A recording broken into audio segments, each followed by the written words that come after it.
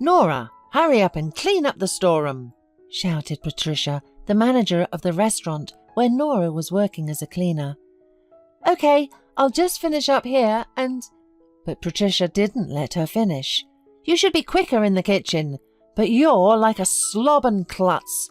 You've been hired out of charity, and you're working through your sleeves." These unfair words brought tears to Nora's eyes. "It's not true. I do my best to get everything done as quickly as possible." Patricia became even angrier at Nora. "Are you going to snap at me? If I wanted to, you'd be fired in a heartbeat. Understand?" Nora nodded, gathered her buckets and rags silently and moved toward the storeroom. She was insanely tired at this job. It was so hard that on some nights she woke up with an ache in her arms. The owner economized on the staff, and on the days when there was an event in the restaurant, Nora was simply devastated. Her job was not only to wash the floors.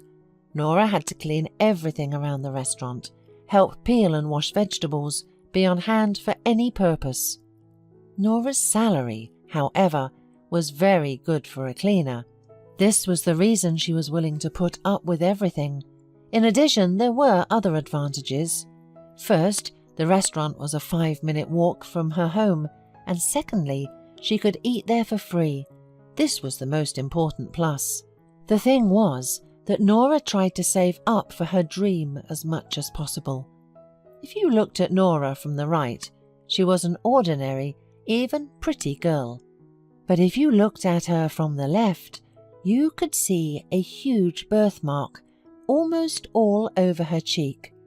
Sometimes she let her hair down on that side, and it was not so frightening to people around her, but Nora was terribly embarrassed by this, and did not even go to college after school.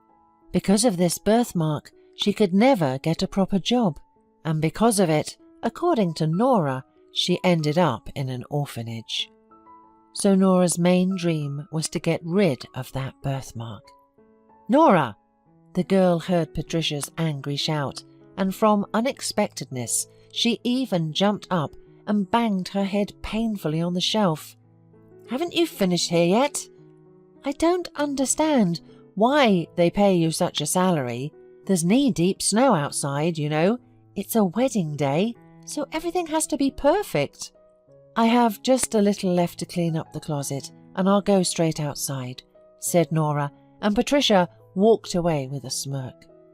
Meanwhile, on the other side of the city, Rosemary was looking at herself in the mirror. She could not believe that today she was really getting married. The girl smiled at her reflection in the mirror and spun around. The wedding dress rustled quietly around her legs.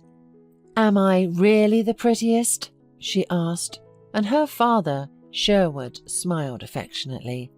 "Not just the prettiest, but the most gorgeous. And that's out of the question. Haven't you forgotten that you became the beauty queen of the university?" Of course, Rosemary remembered it perfectly. She should, because there she had met William, who would become her husband today. William was not a student at the university. He was a sponsor, a successful businessman. Like a boy, fell in love with a young winner. Rosemary at first was wary of the rich man's advances, but William was persistent. He showed himself as a reliable, calm, and at the same time strong and firm man. He was mature, which was very different from her peers. Having realized what kind of man William was, Rosemary allowed herself to fall in love too. They were a beautiful couple, and how happy were Rosemary's parents. Her mother did not get tired of repeating, "You're so clever, dear, such a profitable match." But Rosemary only laughed back and told her mother that she would marry William, even if he did not have a penny. "But that would have been foolish. You need to value yourself," objected her mother seriously. Of course, Rosemary didn't like her mother valuing everything with money, but she had always been like that. Her father, on the contrary, was a gentle, kind, and unselfish man, and Rosemary loved him for that and pitied him very much. It seemed to her that he had never contradicted his wife, although he held a senior position and was entirely different at work. One day, Rosemary saw him reprimanding a subordinate. To be honest, if she had not seen it with her own eyes that it was her father, she would never have believed it.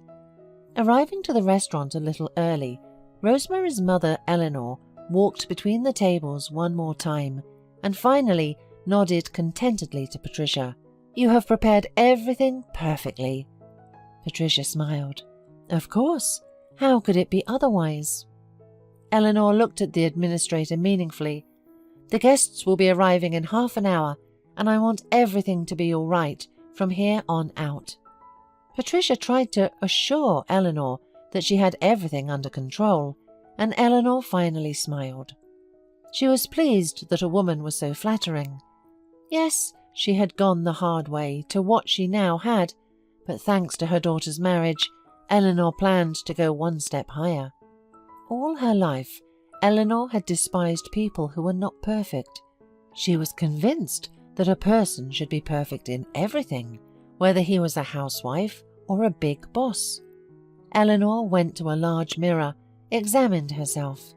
Not a drop of fat, an ideal figure, perfect makeup and hair. Her husband wasn't perfect in every way. If it were not for her, he would hardly have achieved anything at all. Suddenly, Eleanor heard car horns. The woman smiled and went to meet the guests. 2 hours later, a disgruntled Patricia approached Nora. "Hey, there's a broken bottle of champagne in the hall. You need to clean it up." Nora grabbed a dustpan, bucket and broom and was just about to enter the hall when Patricia called out to her again. "Cover your face with something or you'll scare the guests. Who on earth thought of hiring you to work in such a decent place?" Nora clenched her teeth so she wouldn't cry, and with a familiar gesture, she hid her birthmark behind the strands.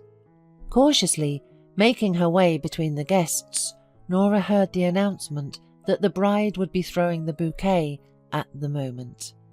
Wow, I'd love to see the bride throw the bouquet too, and she is, as the waiter said, beautiful. The groom must be from some rich people. They had such an expensive wedding, thought Nora, and noticing that Patricia was discussing something with the bartender, she stood on tiptoes and raised her head to watch the throwing of the cherished bouquet. The bride stood with her back to the guests while the presenter was counting out loudly, 1, 2, 3. The bouquet flew up. All the single ladies rushed to where it was supposed to fall, but the bouquet, catching one of the chandeliers, changed its flight path and fell directly on Nora. She automatically grabbed it and froze. Everyone around her gasped and stared at her. Suddenly, someone of the guests said, "No way! Look, she looks like 2 peas in a pod, like Rosemary. This must be another practical joke." Nora heard nothing. She only saw Patricia approaching her, white with anger. The poor cleaner was horrified. She even dropped the bouquet and was about to run into the back room, but someone caught her by the arm. Nora turned around. The bride and groom were standing in front of her. Rosemary looked surprised, and the groom's mouth dropped open in amazement. And there was much to be surprised about. It was as if Nora were looking at herself, only with makeup and without the ugly birthmark. "Who are you?" asked the bride loudly, and there was silence in the hall. "I'm Nora, but I'm sorry I have to go to work." "Work? Are you out of your mind? Do you realize that it's impossible for 2 people to be with the same face?" At that moment, a pale Eleanor ran up to them. "Rosemary, let's go. It's your wedding. But you were making some proceedings here." But Rosemary pulled out her hand and refused to go anywhere. "Mum, I'm not going anywhere. It seems to me that if anyone can clarify anything, it's only you and Daddy." Eleanor grabbed her daughter's arm again, but then Sherwood's voice came through clearly. "Eleanor, but you told me the other girl was dead." Nora slowly shifted her gaze from Eleanor to Sherwood. She finally began to make sense of what was happening. Tears flowed from her eyes. She looked painfully straight into Eleanor's eyes. "Are you the one who abandoned me because I was born ugly? Don't worry about it. I'm not going to rush to my relatives. Just now at least I know the face of the one who gave birth to me and then abandoned." Nora shouted and ran out of the hall, knocking over a bucket of water on the way. She grabbed her jacket and left the restaurant, choking back tears. Nora sobbed all night until she was exhausted, and then she suddenly realized that nothing had happened. She had suspected before that her parents had abandoned her because of that birthmark, and now she just knew who they were. But the pain was she wasn't born alone, and the fact that she was now out of a job. Nora didn't notice how she fell asleep. She was awakened by a persistent ring on the doorbell. The girl opened and saw Rosemary and her husband on the doorstep. "Hello, may we come in?" Nora stepped back in silence. She had no idea why these people had come, but she really hoped they would leave sooner. William sat down in a chair and Rosemary remained standing. "Nora, I understand everything you're feeling right now, although I can't even imagine how this could happen at all. I can't believe that my parents could, for me, my world collapsed yesterday." Rosemary wiped away her tears and William took her hand and continued for his wife. "Anyway, Nora, my wife, and I will not leave you. We have money. We'll pay for any treatment. Your friends at the restaurant told us that you're collecting money for that." Nora did not have time to answer because the doorbell rang again. "I think I know who it is," said Rosemary and went to open the door. She came back already with her father. Sherwood had aged 10 years overnight. He walked over to Nora, looked at her for a long time, then said, "I'm sorry, daughter. If only I had known. When your mother was in labour, I was on a business trip. I was sent to the other side of the world for 3 months. I wanted to say no, but Eleanor insisted because it was a big step in my career.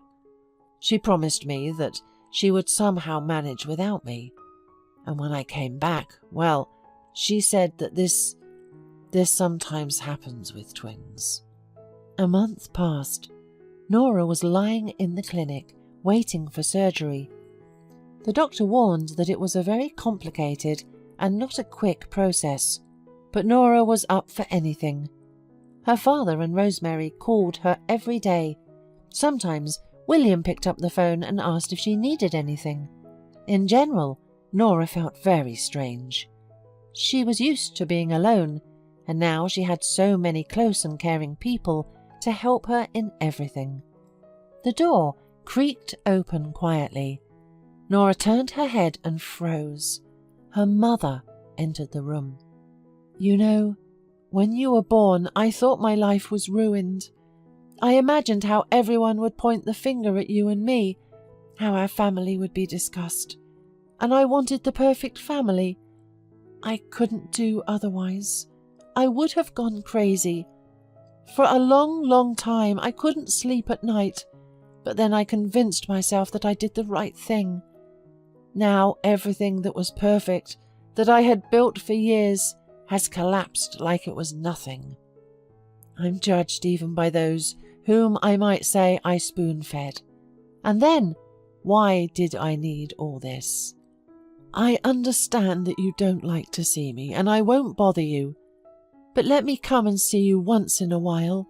I can't visit you with my husband. We have nothing else in common anymore. Rosemary has turned her back on me. You see, all I have now is you, the daughter I had once betrayed. Forgive me, though I understand that such things cannot be forgiven." The woman stood up and walked to the door. There was no more proud posture, no more head held high.